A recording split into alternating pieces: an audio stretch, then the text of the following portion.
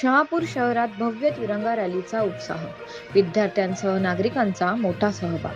शहापूर तालुका विधानसभा आणि भारतीय जनता पार्टी शहापूर तालुका यांच्या वतीने शहापूर शहरामध्ये भव्य तिरंगा रॅलीचे आयोजन करण्यात आले होते. या रॅलीला शहापूरकरांचा अभूतपूर्व आणि उदंड प्रतिसाद लाभला.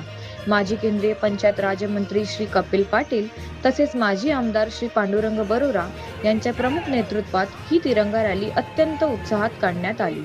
देशाभिमान आणि देशभक्तीची चेतना जागवणारे वातावरण संपूर्ण शहरात पाहायला मिळाले. या रॅलीचे मुख्य आकर्षण म्हणजे शाळकरी व महाविद्यालयीन विद्यार्थ्यांचा असलेला मोठा सहभाग.